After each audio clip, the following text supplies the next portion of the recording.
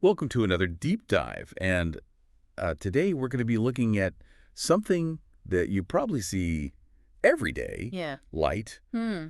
but we're going to look at it maybe a little differently than you have before, Absolutely. and we're going to be taking a look at this website called Open Educational Resources / Open Source Physics at Singapore, Okay. which is full of these amazing physics simulations. Cool.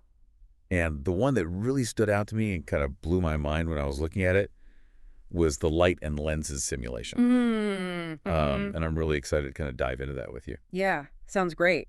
So you know those aha moments where something you thought you understood gets totally flipped? Mm-hmm.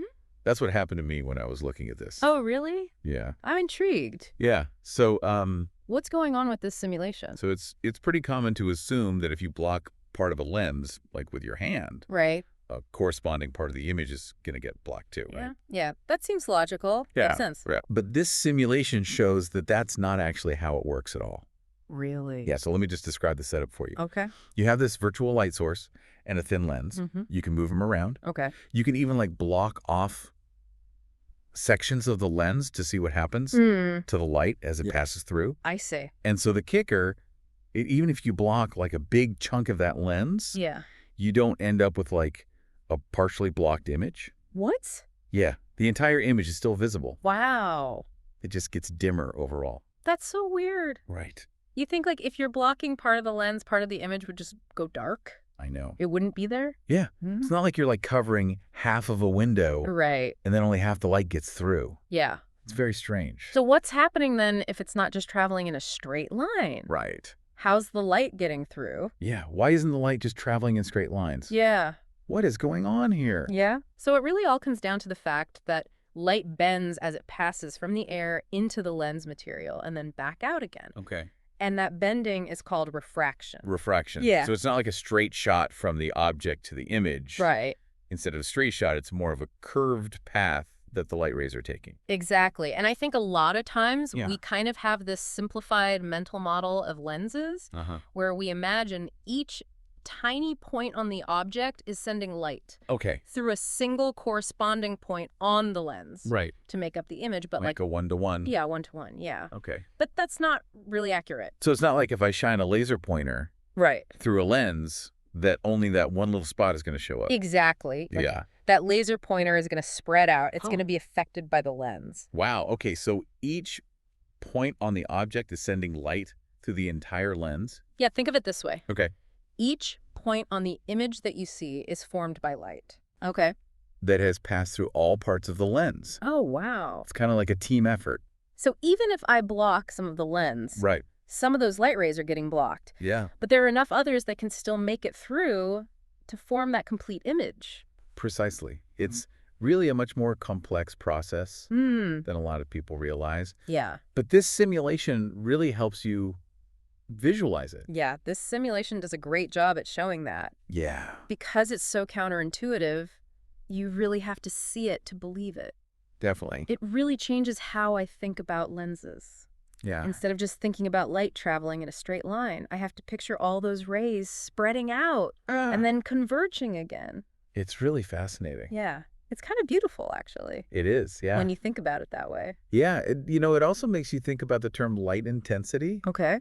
It's a bit more nuanced Uh-huh. than it might seem at first. Yeah, we use that term pretty casually. We do. But are there different ways of like measuring and describing light intensity? Yeah, there are. Okay. So there's luminous intensity, Okay. there's illuminance, and there's radiance. Okay. So 3 different ways of talking about intensity. Yeah. Okay. So break that down for me. What are the differences? Okay, so luminous intensity is basically a measure of how much light a source is emitting Okay. in a particular direction. Okay. So think of it as the power of the light source itself. Okay. So a brighter light bulb would have a higher luminous intensity. Exactly. Okay. Now, illuminance, on the other hand, is about how much light is falling on a surface. Okay. So it's the amount of light that's actually hitting Gotcha. the object or the area you're looking at. So if I have a light bulb and then I have like a piece of paper in front of it, Right. the illuminance is going to be how much light is hitting that paper. Exactly. And that would depend not only on the brightness of the light bulb, Okay. but also on how far away the paper is Uh-huh. and the angle of the light Okay, so it's like a measure of how much light is actually reaching that Yeah, surface. that surface. Okay, and then what was the third one? Radiance. Radiance. And that's a measure of how much light a surface is reflecting or emitting in Okay. a particular direction. So if I'm looking at a photograph, Right.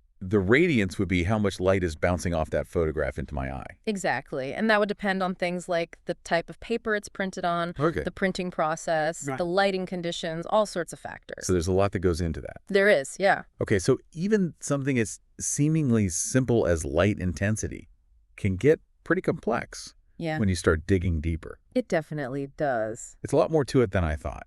But I think understanding these different aspects of light intensity can really help you appreciate how light interacts with the world around us. Yeah, for sure. And as we'll see, this understanding has had huge implications for the whole range of technologies. Speaking of which, I'm especially interested in the implications of this lens behavior for things like fiber optic cables and lasers. Yeah. It seems like controlling light intensity would be crucial in those areas. Absolutely. And that's actually a perfect segue into the next part of our deep dive. Right. Because that's exactly where we're headed next. Awesome. We're going to explore how these seemingly abstract concepts about light and lenses have completely revolutionized the way we communicate and interact with the world. Can't wait. Yeah, it's going to be good. Stay tuned. All right. So we were talking about how light bends as it goes through a lens and how that bending affects the intensity of the light hitting the surface behind it. Right. And that whole thing about how blocking part of the lens doesn't actually block part of the image. Yeah. It just makes the whole image dimmer. Yeah, it's super counterintuitive. Definitely. I keep thinking about the flashlight analogy. Yeah. Like, if you shine a flashlight on a wall and you put your hand in front of the beam, the whole spot on the wall gets dimmer. Right. It's not like part of it just disappears. Exactly. It's the same idea. Yeah, and imagine trying to shine that flashlight over a really long distance. Okay. Like miles and miles. Yeah. The light would spread out so much it'd be too faint to see. Right, you wouldn't be able to see it anymore. Exactly. Which brings us to fiber optic cables. Yeah. Which are kind of like light pipes Right. that can transmit light signals over huge distances. Super long distances. But how do they keep the light from spreading out? Well, it all comes down to a phenomenon called total internal reflection. Total internal reflection. Yeah, basically the light bounces back and forth inside the cable Okay. and stays confined within the core of the fiber. So it doesn't escape. Right. It's trapped inside the cable and guided along its length. So instead of spreading out, it's basically forced to stay in a narrow beam. Precisely. And this is a big deal because it's revolutionized communication. Fiber optic cables can transmit huge amounts of data at incredibly high speeds, all thanks to this principle. So it's like a superhighway for light. Exactly. But even with total internal reflection, I'm guessing there's still some loss of signal strength over long distances. You're absolutely right. No material is perfectly reflective. So some light energy is lost as the signal travels through the fiber. Okay, so how do they deal with that? Well, that's where understanding and controlling light intensity is really important. Okay. Engineers are constantly working on ways to minimize that signal loss and maximize transmission distance. So you're trying to make the light brighter at the source? In a sense, yeah, they're developing more efficient light sources Okay. that can generate signals with higher initial intensity. Got it. And they're also using materials and designs that minimize signal degradation within the fiber itself. So they're tackling it from both ends. Exactly. Makes sense. Right. But isn't there a limit to how intense you can make a light signal? That's a good question, and it brings up an important point. While higher intensity can be beneficial in some contexts, there are also situations where it can cause problems. Okay. Too much light intensity can damage sensitive optical components or even be harmful to human eyes. Right, so it's a delicate balance. It is, you need enough intensity for the signal to be effective, but not so much that it causes damage. This makes me think about lasers, Yeah, because those are beams of super concentrated light. absolutely. Lasers are all about controlling light intensity and directing it with extreme precision. Okay. A laser beam can be incredibly intense, but it's also incredibly focused, which makes it so versatile. We've all seen lasers used in things like barcode scanners Right. and laser pointers. Yeah. But I'm wondering how this idea of controlling light intensity plays out in more advanced applications. Well, take laser surgery, for example. Okay. Surgeons use lasers to cut tissue with incredible precision. And the intensity of that laser beam is a key factor in how deep and how wide that cut is. Too much intensity could damage surrounding tissue, while too little wouldn't be effective. So it's kind of like a scalpel made of light.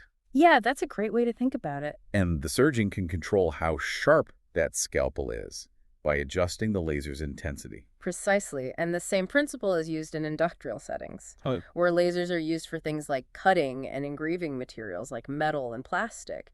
Again, the intensity of the laser beam determines the speed and the precision of the cut. So it's really all about control. It is. It's amazing how understanding light intensity and this lens behavior has led to so many different applications. It's pretty mind-blowing. We've gone from transmitting data at super high speeds to performing surgery with light beams. Yeah, it's incredible. What else is there? Well, in the next part, we're going to zoom out a bit and explore some of the broader implications of what we've learned. Sounds good. I'm ready for part 3.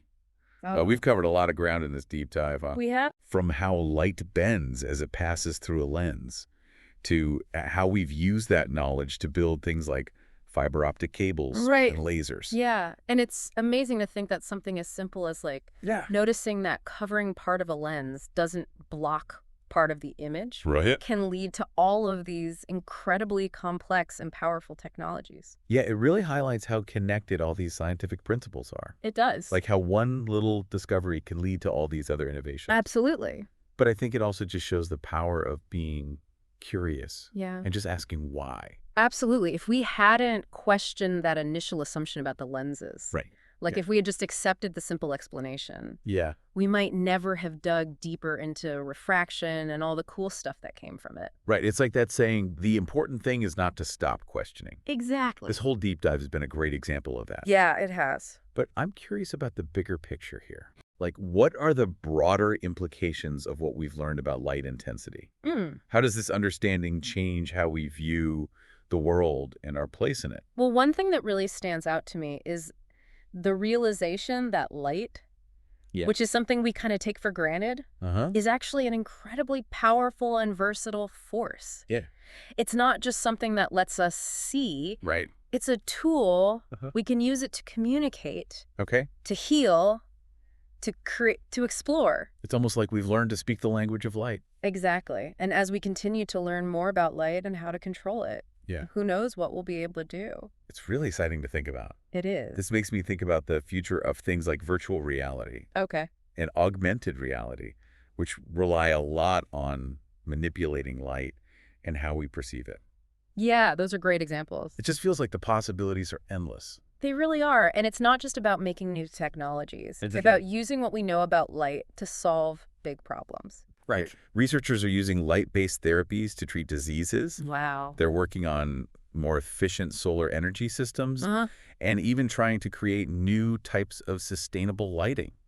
It's incredible to think that something as basic as light could hold the key to solving so many problems. It's pretty remarkable, and it just shows that even as the world seems to get more and more complex, there's still so much wonder and potential waiting to be discovered. So true. And sometimes all it takes is a simple question, a little spark of curiosity to lead us to those discoveries. Well said. Thanks. So to everyone listening, keep asking questions. Keep exploring. Keep that sense of wonder alive. You never know what you'll find. You never know what you'll find, exactly. Just by taking a closer look at the world around you. And on that note, we'll wrap up this deep dive into the fascinating world of light and lenses. I hope you enjoyed it. I did too. Thanks for joining me. It was fun. We hope you'll keep exploring these ideas. Yeah, definitely. And until next time, happy diving. Happy diving.